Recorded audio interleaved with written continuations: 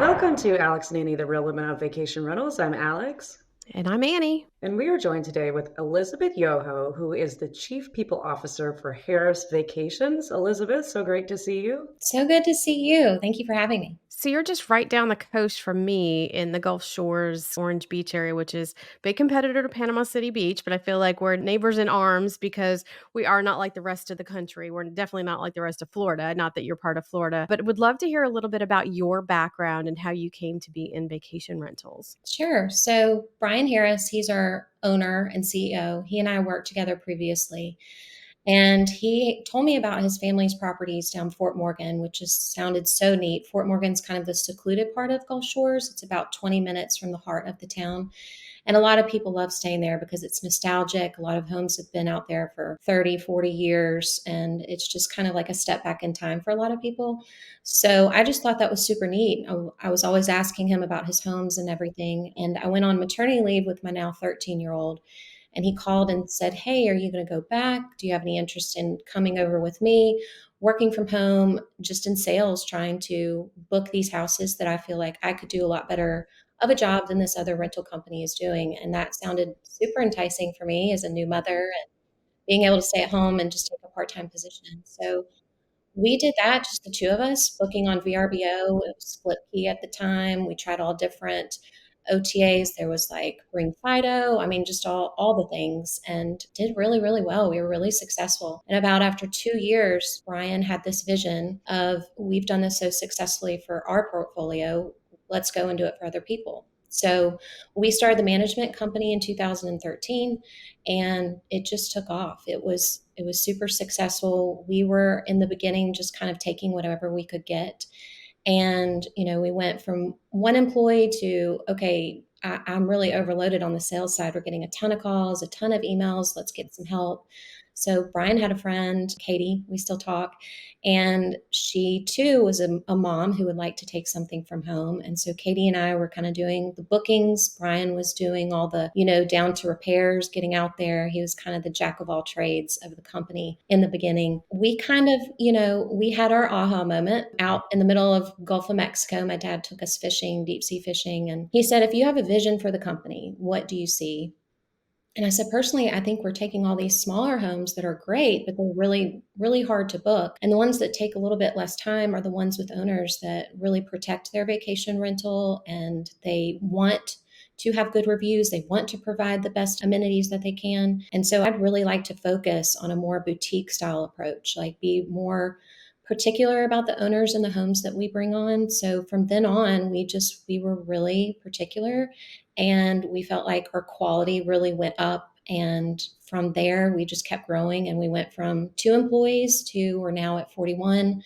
We went from 16 homes to now we're at about 150. So it's been a fun ride. The industry has had a lot of changes since then. We had COVID, obviously. We had Hurricane Sally in our area, which was very devastating to the community. But, we rebuilt, and we're stronger and we're better. And it's been fun. It's been rocky. We've learned a lot, but I'm really happy to be here after 13 years. I'm really thankful that I've had this job. It's allowed me to raise my children. Brian's just one that is very flexible and understanding of the work-life balance. And it's been really great. Oh, that's awesome. Now, what year was it that you started Harris Vacations managing for other people? 2013. 13. Okay. Wow. Yeah. What a journey. I mean, so much definitely has changed since those days, but I know when I came down to visit Gulf Shores this summer, I got to see a little bit of what you just described in terms of, the brand and the luxury that you stand for. And I was very impressed. I mean, you guys really have a tight knit operation there. But talk a little bit about the branding, because I think that really plays into your decision to just, really look for those higher end properties and delivering on the guest experience. How much has the brand played into your ability to do that? Gosh, a lot. So it started out with that moment of, yes, these nicer, smaller units, let's take them on. So we did that, with owners that really kept care of their properties. And then it was like, well, these are great, but these other ones are booking so much better and so much easier. Our sales team isn't having to spend as much time on them. The wear and tear on the house seems to be lesser than. So we kind of went in the direction of, let's chase these luxury homes. Let's get these big 8 bedroom, 8 baths, beachfront with a private pool. we kind of want that to be our niche. So moving in that direction, I feel like was a big risk. I think Brian would say the same thing. We turned away a whole lot of homes during that period. It was like, oh gosh, but that's a really nice 2-bedroom unit. Look at the furniture. They look like they really care about the house. But we felt like we're going to be more successful if we take on these luxury homes. So we did start doing that. And with that, we recognized, our branding needed some work. So we partnered with Harbinger Marketing. They really changed our branding to where it was more clean. It just looked more luxurious. And now when you drive down the beach, you see all the Harris signs that have this nice little, it's supposed to look like a beach wave swoosh in the middle for the H. And it stands with that luxury brand. So we feel like our branding really coincides with what we're trying to offer, which is a luxury experience. So, your position now as the chief people officer, you've been there for a long time. So, how did that position for you evolve from handling reservations? And obviously, you very much helped grow the business. And so you were in the day to day of it. But it sounds like you saw a need to really not just worry about that external customer, but that internal customer, which was the staffing and focus. You focused on a brand that faced the consumer, but you had an idea to focus on the brand internally. I think that's kind of where all this came from. But why don't you tell us about how you came to that and this position? Just with anything, you're only as strong as your people. I mean, we got to a point where we kind of were in this position where we just had to take whatever we could get as far as vacation rentals goes. And then we got in a position where we don't have to just take whatever we can get on the staffing side. Let's be really selective about who we bring in. Let's make sure that there's someone that stands up to the brand of the company, which is luxury, which is, just very separate from what everyone else is doing, just kind of different. And I started doing that back then by recruiting people that I knew, kind of like Katie, who was one of our first employees, who were working mothers who were looking to kind of step back from that just traditional 8 to 5 type of work and do a part time job where they could stay at home with their children, but also have some type of career.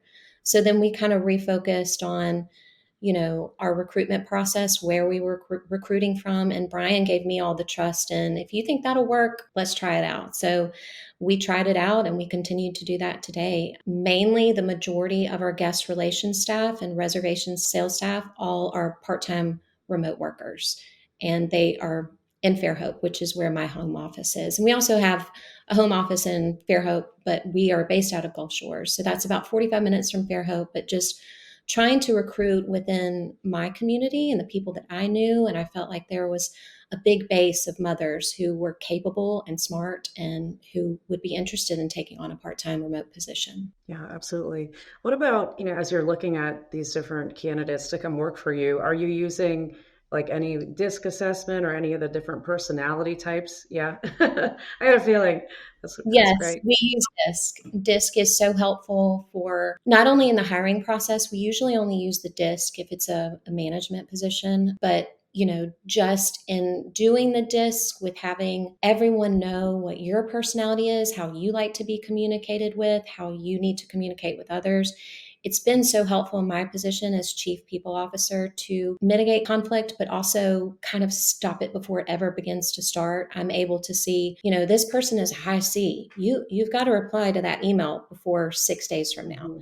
Mhm. Um, Yeah. Mhm. yeah. And then the high D, like you need to get it done. I mean, she's saying that this is broken, you got to go fix it. So the disc has really helped me not only in hiring, but also just in conflict management and just providing a more cohesive work environment with our teammates, understanding who we are as individuals, how we like to be communicated with, and how we can communicate with others. So, with so much of your team being remote, do you guys get together frequently for like in person time? Because I think one of the things, I have a remote team and I struggle with that sometimes, is that some of the people I have met in person, and there's actually one girl that I've never met in person before, but I've just talked to her via video. And I feel like I know her, but I know that without having that like in person personal touch, sometimes you don't get the depth of somebody's personality. So, do you make it a habit to try to get everybody together so you can have that bonding, I guess, experience? Yes, that's a great question. I feel like COVID really brought us together as far as, Zooms and Google Google Meets and everything.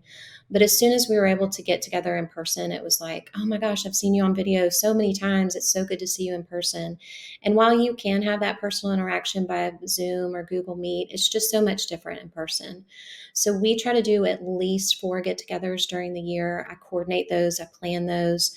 We have like a kickoff to summer lunch at a local place, and that's really nice. Everyone gets together and they talk about, what do you think the summer is going to be like? Is it going to be crazy? What, stuff like that. We had a Halloween costume contest where we had lunch provided at the office. People dressed up. We gave out prizes. That was really fun. So not just getting together for meetings per se, but getting together to have fun, to recognize that, there's also a fun side to work. We talk about, revenue all the time, but let's talk about your kids. What are they dressing up for Halloween?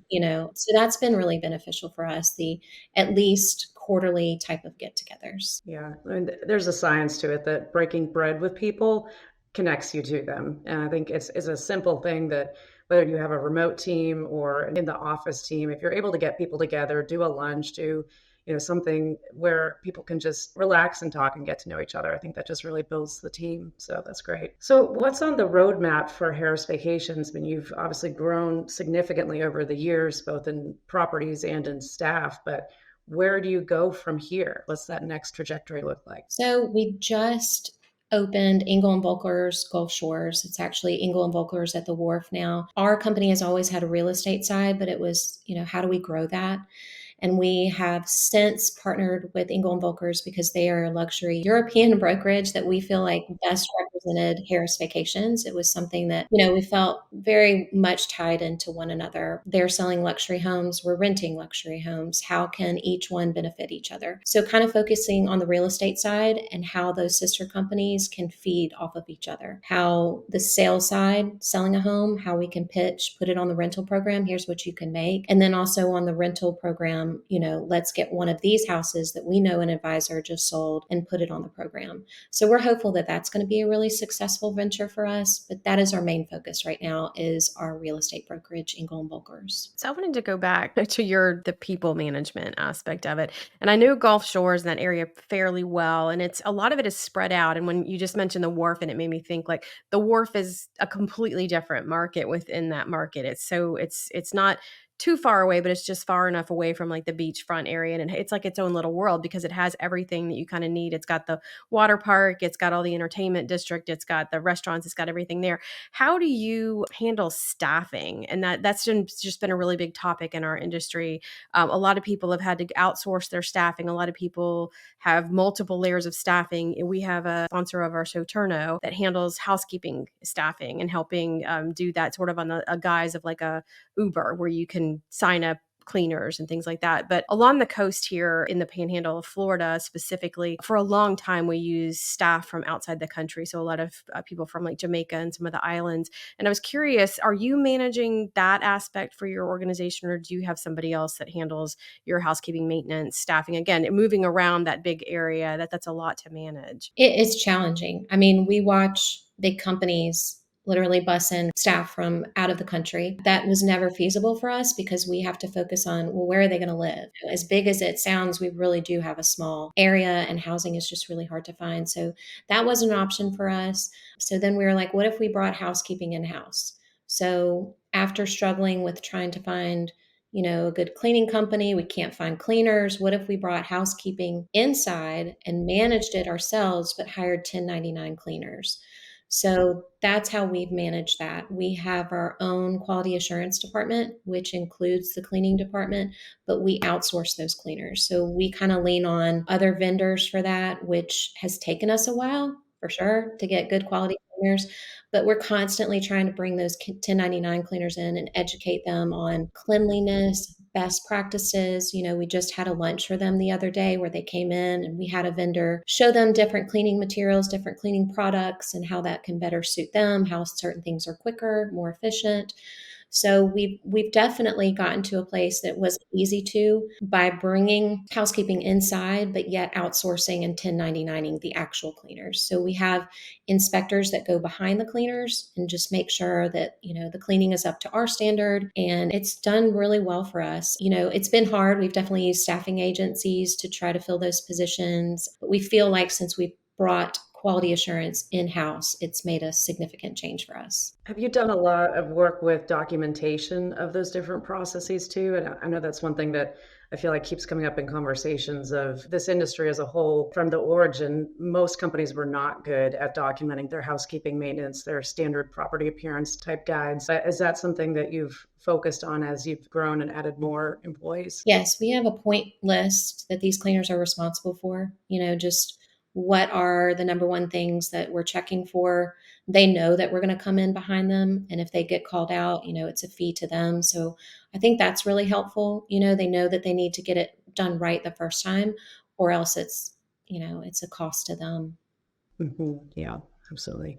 So the other people that are in this industry, so the homeowners that are part of the business, are you involved with the homeowner side also? Yes, I'm kind of, being on the exec team, I have the benefit of being involved in all areas of the business, which I love. I don't want to say I have an ADD mindset, but I do a little bit. So it keeps me just kind of in different areas of the business. And I feel like I never get bored, which is really nice. We do. We love our owners. We, stand by reasonable and respectful, both with owners, guests, employees, everything. That's one of the things that we really stick to is reasonable and respectful.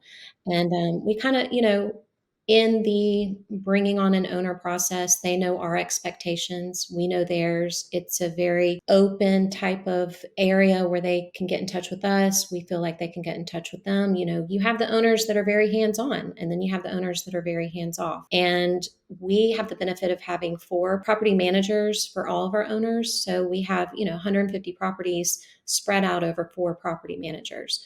So they feel like they really have someone that's more readily available because they're not spread so thin with 100 properties just for one property manager. So having that has been really beneficial in the aspect of the owners are happy because they feel like they're taken care of and they have this really close relationship with their own personal property manager. On the owner side, one of the things that we have seen replicated in almost every market that we talk to is that the last couple of years, there have been owners that have come onto the rental scene and they bought with this idea that by having a vacation rental, they were going to be making money hand over fist. And a lot of it was the disconnect between the real estate part of the business and the vacation rental side of the business. Not to say that that is in your business, but I think just in general, if realtors weren't engaged with a vacation rental company or vice versa, there was not a good sharing of data. There was not a really level set expectations for some of these owners.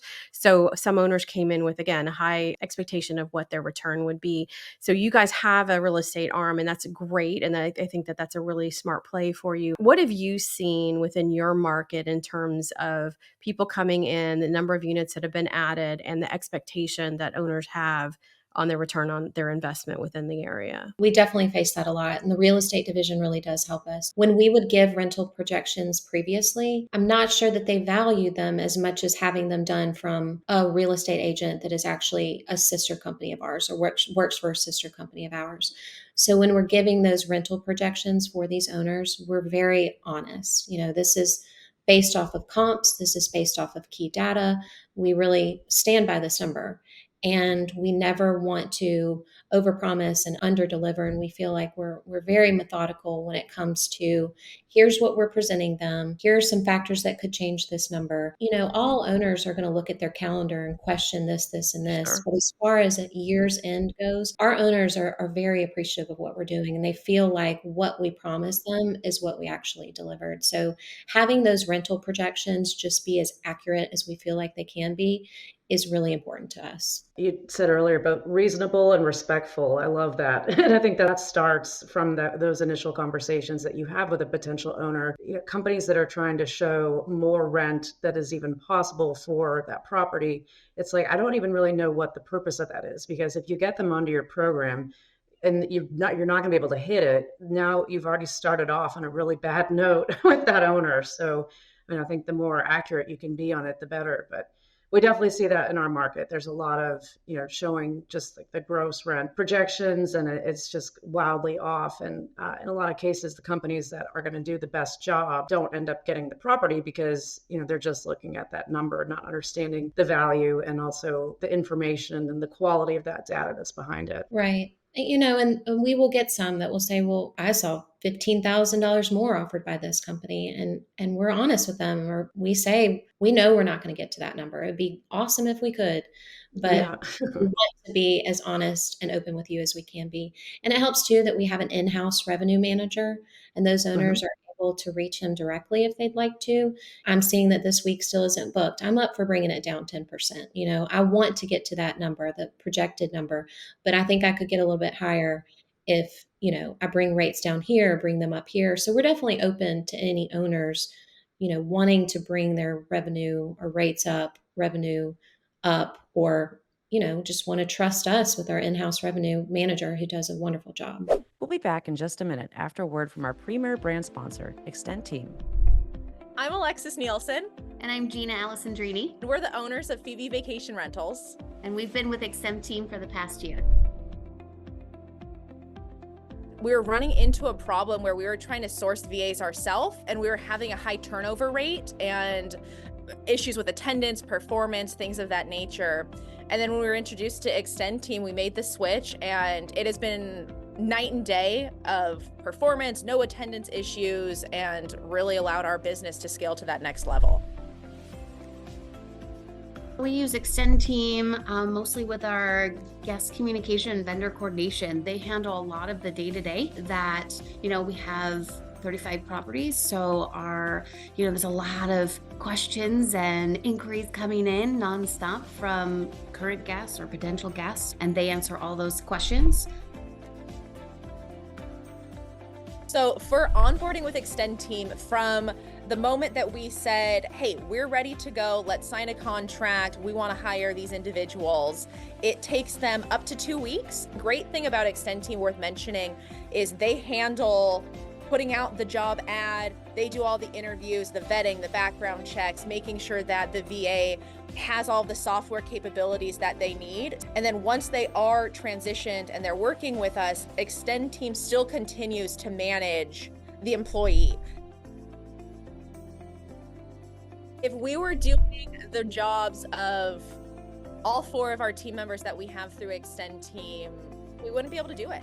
These individuals are really our extra set of eyes, ears, arms to get everything done that needs to get done. By employing Extend Team, we are able to focus on growing our business rather than working day to day in the business. The best news is Extend Team has an exclusive offer just for listeners of Alex and Annie podcast. Receive 50% off your onboarding fee when you visit extendteam.com/Alex and Annie or mention our podcast when you contact them. There's a lot of companies that don't value that revenue management component as much as they should. And probably if they did, and I think you mentioned that you leverage key data, which they have such a depth of data points to be able to share. It helps you make good decisions. So that's really great to see that you guys have focused on that. I did have a question not related to like revenues, but just in the market that you're in. Again, everybody's facing regulations.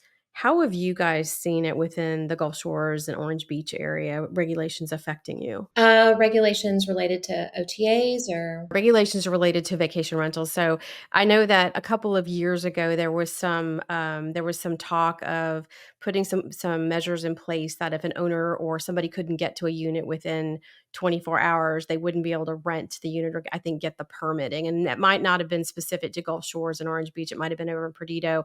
But just there's a lot of regulatory conversation around the fact that there's not a lot of housing available for when you need to bring in workers. There's not a lot of affordable housing. So people like to point the finger at, well, everybody's putting their units on rental, so therefore they're not available for people to rent long term. So just you're in a leadership position in a company that is in a very hot vacation rental market. And I don't hear a lot about Gulf Shores in terms of having problems because I believe the state of Alabama sees the value in the coast that they do have, and they see the value in supporting tourism. It's not like Florida where, 75% of our state is tourism based in terms of like our coastline. So there's a lot of movement and conversation on that. But, are you involved in any regulatory conversations? Are you seeing anything come down the pipe for your area?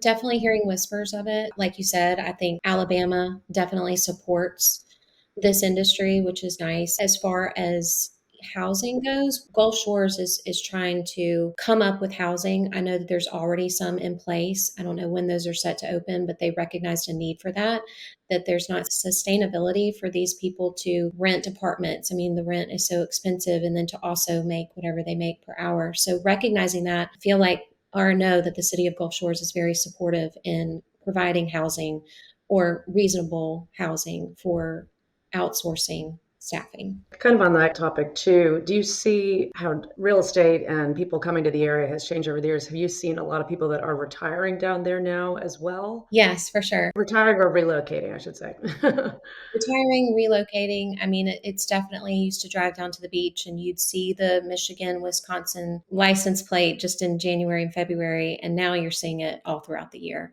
I think, the snowbirds, as we call them, they come down for the winter months. And as they've recognized what a great place it is to be, this is where they're retiring. They feel like it's still a small community. Gulf Shores says little town, big beach. I mean, it really is.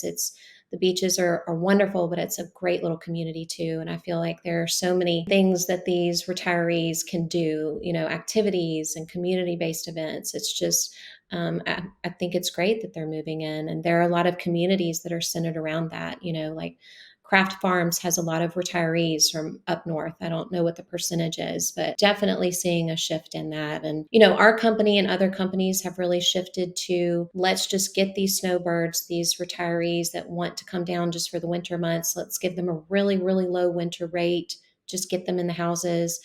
Well, now it's, we're kind of losing money doing that, just respectively. It's like, well, we sent the maintenance techs out there about 6 times during 1 month. What does that cost? And so you've definitely seen a shift in our area in those monthly rates not being that rack bottom rate. It's definitely one that's, we're not losing money anymore. So there's been a shift in that. And then you're seeing more younger families come in because these houses aren't booked all of January and February.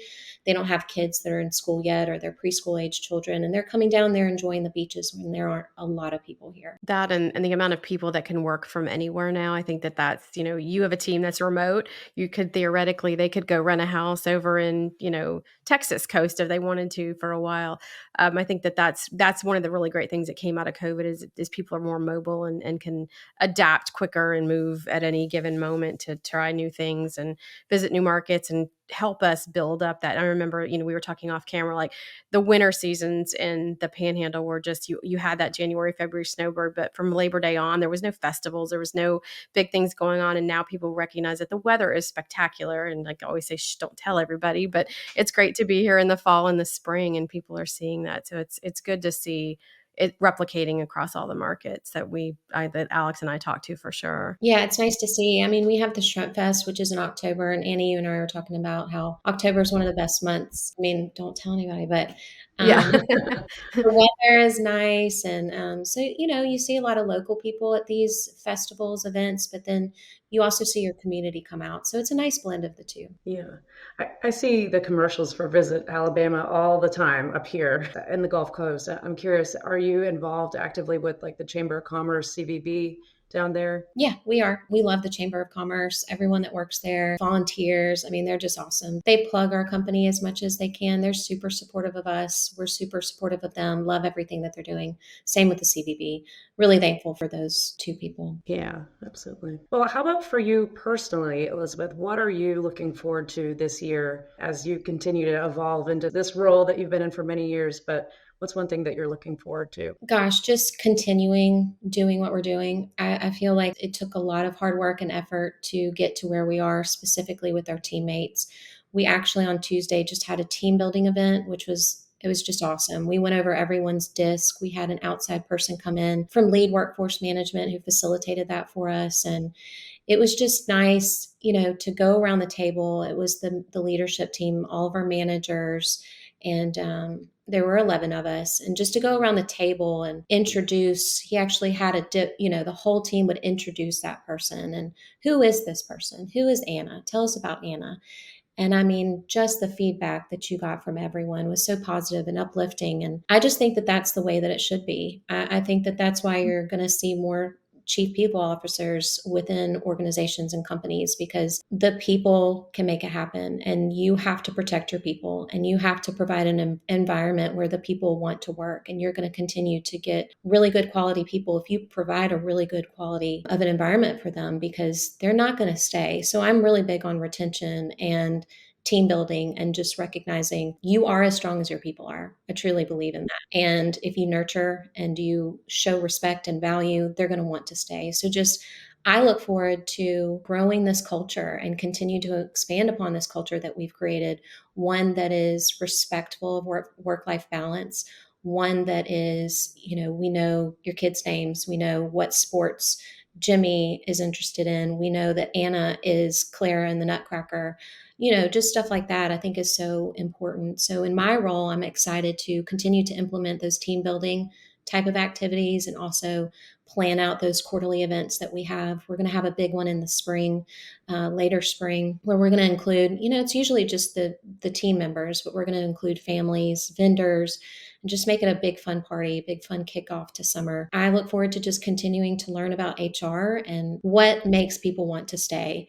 And it doesn't just come from me, it comes from every position, just continuing to coach people and educate people on how you treat others, how you recognize, we talked about the DISC, what their personalities are like, how they like to communicate, and just continuing to provide an environment where people want to work. I I love love that so that. much. Yeah. Yeah. Yeah. Invest in your people, and that's investing in the business. It's so important. Yeah, and I've worked for so many companies in hospitality that a lot of times you felt like you were just a number, and it didn't matter because they treated you like, well, you're replaceable. I can find somebody else who wants to work. And I think that people have more options now for jobs. Again, being able to work from anywhere means that people don't necessarily have to go live in a city to work for a company to get benefits. So the people that would be working for a vacation rental company might choose a job based out of Atlanta because they can work from home and not get treated poorly, at a hospitality company, which was the way of the world. I think 20 years ago, it was just, again, people were a number. So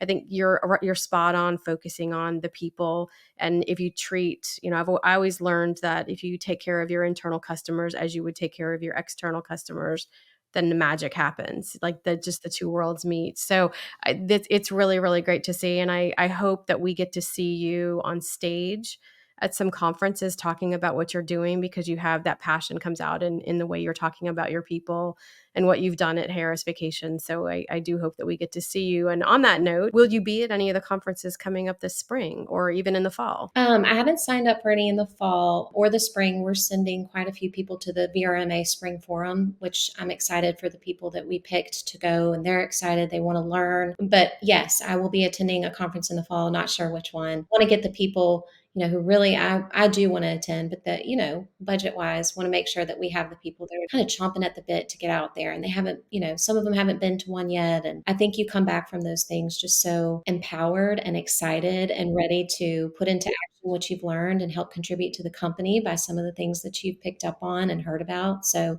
we're excited for them to attend those. And I just, I've gotten so much out of them, and I know they will too. So again, for the people, want to do that for them, and excited that they're excited about it for sure. Yeah, that's awesome that they're chomping at the bit to go. Yeah. I love that because, some people, it's like if they don't typically go to these conferences, it can be overwhelming, Yeah. and, they're just not sure about it, but that's great. I'm sure they've obviously heard a lot of great feedback when you and Brian and everybody come back from them. So it's a great way to invest in your people. It really is. And I think we've moved from this place of, it's just a conference. You're going to go talk to a bunch of people and it's just events. But now I think that you recognize how much you get out of these conferences and events, and you meet people and you get ideas. And Brian Harris is so good at going to these things and talking to people and coming back with, hey, I want you to talk to so-and-so. And then, next thing we know, we found something that's allowing us to work smarter and not harder. And I think that's what everyone's trying to do. So I love the conferences for sure. I had a conversation with somebody at the women's conference about this too, that it's like when you bring your people to these events, the people that typically don't get to go to them, it also shows them that it's not just about this job you have right now. Like there's a true career in this business. And, that's one thing that you always have to be thinking about, is that not everybody is going to stay with you forever. But I mean, not that you're trying to get your employees poached, but it gives them an idea of like how vast this really is. And I think it's really easy to get kind of caught up in your own day-to-day business when you're in the vacation rental business, but just to see how much is out there, it's inspiring, I think, to people to get to actually see that. Agree. You see how multifaceted it is. It's like Yeah. there's so many moving parts of our industry, and people don't see it as a whole. And when you go to these events, you're looking at all the different vendors and how many things go into the vacation rental industry. It's just a lot. There are so many different things that people could do if they get complacent in their position. Let's figure out what we can do, what department we can get you in where you're going to thrive instead of just survive. Yeah, helping people build their personal brand within the business and find that skill, because I think people get into it and don't necessarily know exactly where they want to go, but if somebody can help identify something where they have passion that maybe they didn't know they had, they just become a more driven part of the team. Yeah, we're connected. Yeah, absolutely. One of the things we ask a lot of our guests is, besides what you think for yourself, what do you see in the industry? And again, there's a lot of speculation about as we were coming into this year, where were we going to be in a recession? Were things going to be dire? Where were we going to be? And I think everybody's kind of gotten to the point where we know it's not going to be as great as it's been the last few years, but that doesn't mean it's going to be bad. But there's a lot of things that we need to address. We know regulations is a challenge, staffing is a challenge, taking care of our staff is a challenge. What do you see as something within the industry that maybe we're not addressing as much as we should, or maybe we are, but it needs a bigger spotlight, a bigger place on the stage? Offhand, I know we had a really hard time with setting rates for this summer. I feel like 2 years of just kind of getting whatever we wanted after the beaches opened, after COVID kind of, wasn't as prevalent and people weren't as scared. We saw that we could get whatever we want. We could put those rates up as high as they could Yeah. go, and people were just booking and booking and booking. And I think it's been really, really hard in both the owner's mindset as well as like our revenue managers mindset. I mean, just all the different departments are like, why aren't we booking as much? Like the beginning of the booking season for us is January, and it just was a really slow start. And we had to recognize, which was really hard for a lot of people, because we have this mindset of get as much as you can get. Having to lower those rates was really hard for everyone, and it was a lot of disagreement, respectful disagreement, but no way, we don't need to bring it down to that amount. And as soon as we did, I mean, those homes did start to book. So I think it's finding what is a reasonable rate in a post-COVID world, which has been very challenging for us. That's actually interesting, because a lot of people haven't addressed that. It's been more of like, well, how are we going to maintain relations with the owners that might, again, not be either expectations not be met. But I don't think I've heard anybody say, I don't know, Alex, but just say that like setting the rates is a challenge. I think being able to figure out what the normal is, but I think that's a really great topic that we should dive into at some point here. Yeah, absolutely. And really, because it's like, with demand being down, you just have to be careful, because lowering the rates isn't necessarily going to change the demand that's out there. I mean, it won't, but you might be able to capture more of what is currently there in front of you. But I think it's definitely a conversation that people are having right now as we speak in many companies. We're all seeing the same thing that you're seeing down there, that bookings just started slow in our area and are not really picking up with the velocity that they used to by this time. So what we all don't know is what's going to happen this summer, if it's going to be a gold rush and we're going to get tons of last minute bookings. But by that point, we'll have discounted the rates so far that we're in a bad situation. But actually, I just talked to one company this is the only company I've heard about from anyone recently that is up 60% year over year. And their strategy was to start the year with their rates significantly lower than they had been in the past, and pick up a lot of that early booking traffic and just get bookings on the calendar for their homeowners. But I'm not sure what the best way is to do it, if you should start that way. I mean, if you're going to end up having to discount anyways once you get closer to the summer, it's not a bad strategy. But there's so many different ways to do it. And I think everybody's just trying to do the best that they can this year. Yeah, riding that wave of get whatever we can get was fun. But now it's like, yeah, it's not realistic. Yeah, this might be the first real year of the new normal. In a while, yeah. And again, we go back to reasonable and respectful, one of our core values at Harris. And we don't want to do anything to the owner that they're going to be upset with, just setting the rates super, super low just to fill their calendars. we want to try to see if we can get a decent amount for them, and then we bring those rates down. That seems to work well for us. That makes sense. Well, Elisabeth, it's been just a pleasure having you on the show, getting to hear a little bit more about your journey. I'm sure there could be people that want to reach out and hear more about what you guys have going on down there. What's the best way for them to contact you? Sure. My email address is my name, Elisabeth, Elisabeth, Yoho, Yoh. Our Gulf Shores, which is OurGulfShores, vacation.com. And happy to be reached by email anytime. Awesome. We'll include that in our show notes. And if anybody wants to get in touch with Annie and I, you can go to alexandanniepodcast.com. And until next time, thanks for tuning in, everybody.